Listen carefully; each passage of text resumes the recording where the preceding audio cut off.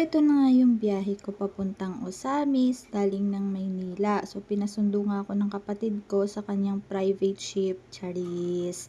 Ayan, so nagbarko nga ako papunta, inabot ng mga 2 days yung biyahe ko papuntang Osamis, galing Maynila. And then, nung nagutom ako nung gabi, akala ko may pagkain pa sa taas.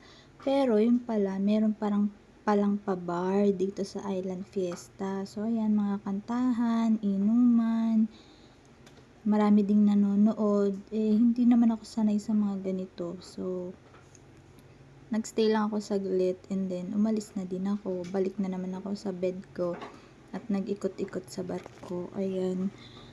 So, ganyan lang kapag nasa barko ka. Maganda naman mag-ikot-ikot, mag-sightseeing ka habang nagstay ka sa barko. So, ito paglapag ko sa pier, sinundo na ako ng kapatid ko. Ang dami kong gamit. Kala mo naman 1 taon magstay. Ayan. So, pauwi na kami niyan sa bahay nila.